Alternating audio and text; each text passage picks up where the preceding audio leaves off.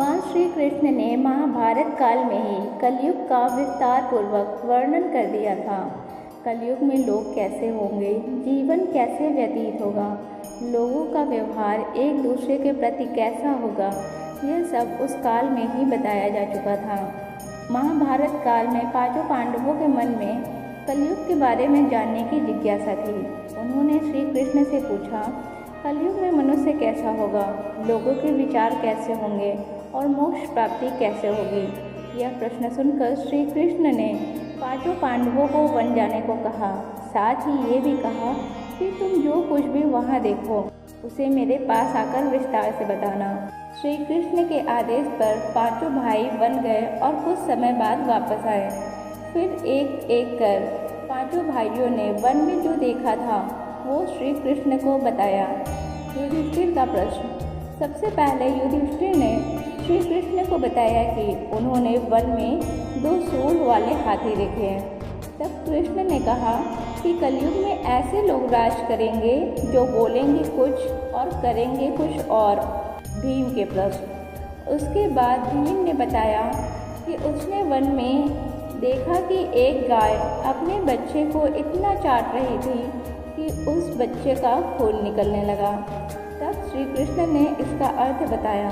श्री कृष्ण ने बताया कि कलयुग का मनुष्य अपने बच्चों से इतना आसक्त होगा, यदि किसी का पुत्र साधु बना तो सब उसके दर्शन करेंगे, परंतु यदि स्वयं का पुत्र साधु बना तो माता पिता दुखी हो जाएंगे, रोएंगे कि मेरा पुत्र किस राह पर जा रहा है। कलयुग में लोग बच्चों को मोह माया और परिवार में ही बांध कर रखेंगे। इस तरह उसका जीवन वही नष्ट हो जाएगा।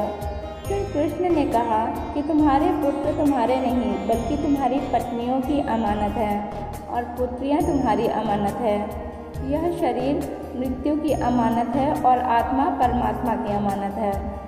अर्जुन के प्रश्न। इसी तरह भीम के बाद अर्जुन ने बताया कि उसने एक पक्षी को देखा जिसकी पंख पर वेद की ऋचाई लिखी हुई थी, परंतु वो एक मनुष्य का मांस खा रहा था।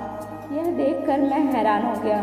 तब श्री कृष्ण ने बताया कि कलयुग में ऐसे लोग होंगे जिन्हें विद्वान कहा जाएगा, किंतु उनकी मंशा यही होगी कि किसकी जल्दी मृत्यु हो जिससे उसकी संपत्ति को अपना लिया जाए। व्यक्ति का ओहदा चाहे कितना भी बड़ा क्यों न हो, किंतु उसकी दृष्टि दूसरों की ही संपत्ति पर रहेगी। नकुल का प्रश्न। अर्जुन के बाद फिर नकुल ने श्री कृष्ण को वन के बारे में बताया।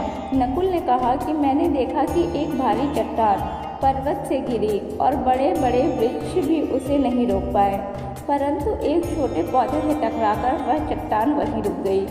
तब इसका अर्थ बताते हुए श्री कृष्ण ने कहा कि कलयुग में मनुष्य की बुद्धि क्षीण होगी, उसका जीवन पतन होगा और इस पतन को धन या सत्ता के वृक्ष रोकने में सक्षम नहीं होंगे, किंतु हरि नाम रूपी एक छोटे से पौधे से मनुष्य का जीवन पतित होने से रुक जाएगा। हरि कीर्तन से मनुष्य की बुद्धि प्रबल होगी। सहदेव का प्रश्न। अपने चारों भाइयों की तरह सहदेव ने भी भगवान कृष्ण से वन की बात बताई। सहदेव ने बताया कि उसने वन में अनेकों कुएं देखे, जिनमें से केवल बीच का कुआं खाली था जो कि सबसे गहरा था। कृष्ण ने सहदेव को इसका अर्थ बताते हुए कहा कि कलयुग में धनी व्यक्ति अपने शौक के लिए पुत्री विवाह में, उत्सवों में, बहुतायत में धन खर्च करेंगे, परंतु यदि किसी भूखे को देखेंगे तो उसकी सहायता करने में किसी की कोई रुचि नहीं होगी। इंद्रियों की संतुष्टि, मदिरा पान, मांस भक्षण और व्यसन में धन खर्च किया जाएगा। जो लोग ऐसी आदतों से दूर होंगे उन पर कलयुग का नहीं बल्कि परमात्मा का प्रभाव होगा। तो दोस्तों, आप देख ही रहे हैं जैसा श्री कृष्ण ने महाभारत के समय में कहा था उसी तरह से आज कलयुग में हो रहा है। ऐसे ही धर्म से जुड़े रहने के लिए चैनल को सब्सक्राइब कीजिएगा और वीडियो अच्छी लगी हो तो लाइक एंड शेयर कीजिएगा।